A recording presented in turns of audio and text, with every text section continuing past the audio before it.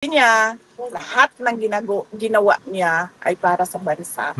At sinabi niya, hindi lahat ng mga nakakulong, he was directing it to my son actually, sabi niya, not all people in detention are bad.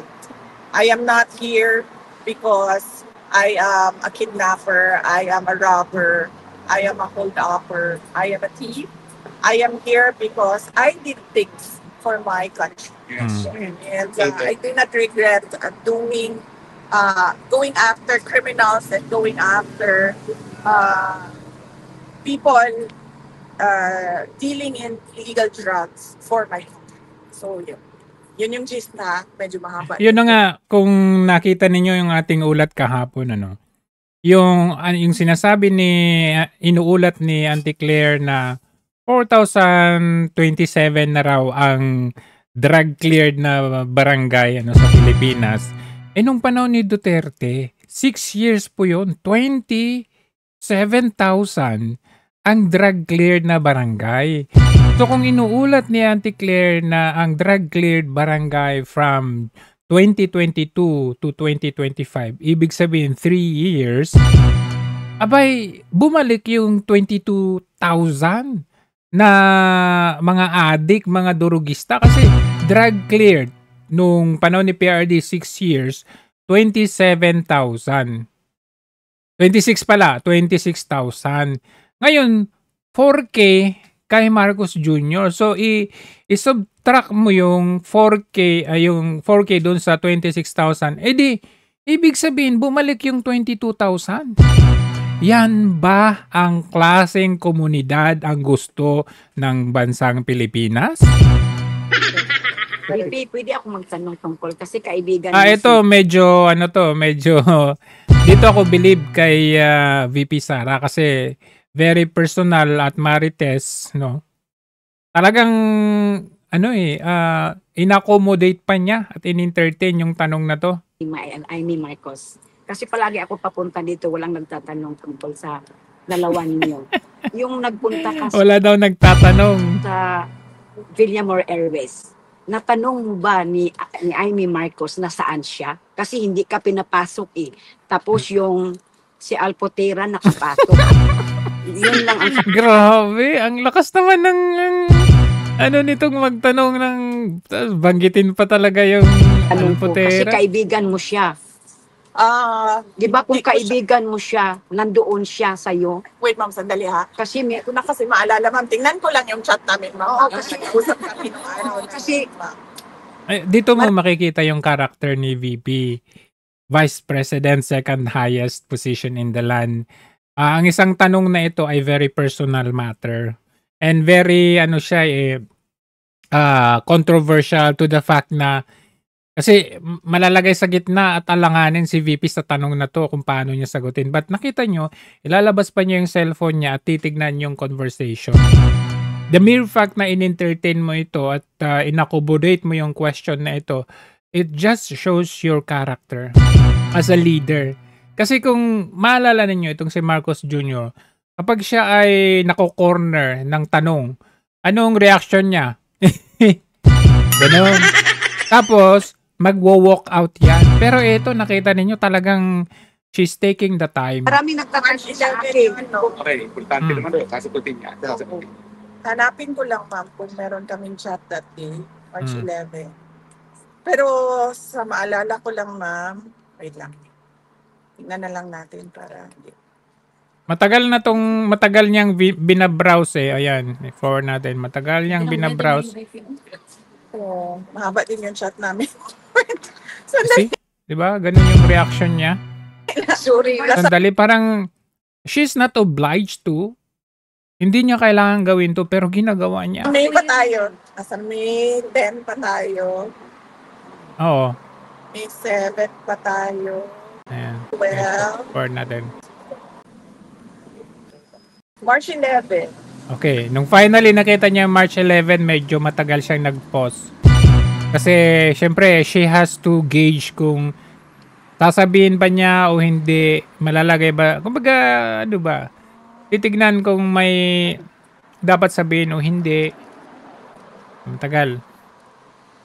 Hindi pwede i-share dito. That is very important. That is very important because si VP is very trusted with Amy Marcos. Baka yan ang manggulo sa 2028. Ako naniniwala ako dyan. Tama yan. Alam ko na itong si VP Sara, it's in her head. It's in her mind na pwede itong si Amy na kaibigan niya ay tatraidor sa kanya. Alam niya yan eh. So, I know very well kung paano rin niya nakikitunguhan ang mga ganitong sitwasyon, no? Kasi syempre nadala na siya ng 2022. Pero sana naman, VP, sana naman hindi mauulit. No, kasi sabi ko, I am still in the same position na itong si Amy Marcos na ito, she is just there beside you kung kailan kailangan ka. At nakita nga ninyo, saan siya ngayon? Ba? Nag-usap daw sila ni Attorney Kaufman with regard to that ulat from the Senate hearing. Tignan natin kung talagang magpupurso yung report niya from the Senate investigation, well and good. Pero kung hanggang sasat lang, abay, walang mangyayari dyan. Kasi nakita ninyo, magiging ombudsman si Remulla. So, lahat ng Senate investigation na mawawalan ng saysay, kahit yung mga kaso na in-file, walang saysay din yan. Yes, that's right. Yeah, I know. Marcos is traitor. Calm down. Yeah, I know. Very awkward. Ma'am. That is very important, BP. Wala, ma'am. Wala kami. Bondo. Oh, hindi mo siya natanong. At least na-confirm ni VP na Amy Marcos is nowhere to be found during that time.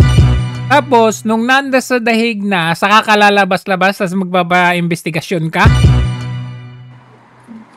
Actually, natanong ma'am Nasaan siya? Kaibigan ka? Nasaan siya? Hindi mo siya natanong.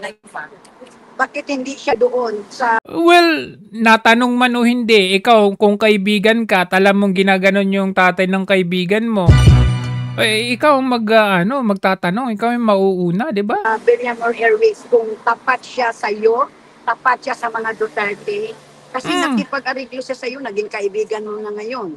Ma'am, tapos wala siya sa Villamor Airways. hindi naman ako, hindi ako spokesperson ni Senator Amy Marcos, pero in fairness to her, ang dami nang wala doon sa Villamor Air Base, ma'am. Ang daming wala, pero nandun si Just Egan. How in the world? Sabi nila, protocol. No? Protocol officer daw si Just Egan. Okay, protocol ka, pero anong pinagpo-protocolan mo? Wala na ang pinagpo-protocolan mo si Duterte. How will you be able to be there as a protocol officer? May protocol, may mga protocol na yung mga bata ni Torre, ni General Torre, di ba? Ang mag-protocol na in control doon, yung kay Torre, hindi po yung protocol ni PRRD kasi si PRRD nga ang dinidetain during that time. So my very big question, papaano nangyari na ultimong anak, ultimo yung senador ay hindi pinapasok pagka naibibigay na nga lang kay PRRD, ayaw papasukin. Tapos yung protocol officer nandun, naka-access siya hanggang doon sa eroplano. Yun ang question ko doon. Ang dami talaga na nagsasabi na para kay President Duterte sila at sumusuporta sila kay President Duterte pero wala sila doon. Wala. Pero Sa Villamor Air Base at all. nasagot ni VP. Saan si Amy during that time, di ba? Tapos Pero ang ito, girlfriend, and then hindi rin akong doon sa mga tanong na yung girlfriend o ano. Hindi ako doon sa Marites na ganun. Pero ang question ko lang, may nakita akong sagot niya na kasi daw protocol officer daw. Anong pinagpo-protocolan mo? dinidetain yung pinagpoprotokolan mo. So, ang in control doon si Torre. So, nakita ninyo, kung balikan ninyo yung nasa aeroplano, yung pababa si PRRD doon sa bus papunta sa ano, 'di ba umiiyak-iyak si Just Egan doon. Sir! Sir! Sabi niya doon. Tapos, alam nyo, tingnan ninyo si, pangalan na ito, si Fajardo. Tumingin sa banda ni Just Egan. For me, akong titignan ko, chine-check kung nandyan na ba si Egan. Oo, chine-check kung nandyan na ba. At ibibigay yung, yung bracelet. Ewan ko, kung sabi daw nila, bracelet na yan, parang tracker daw, yun, I don't know. Tapos si Torre, tinignan lang si Just Egan na parang wala lang. Pero yung sila Bongo, na iabot yung pagkain hanggang sa gate lang. Si VP na immediate family na anak, na council pa man din, ayaw papasukin. So that's a very big question.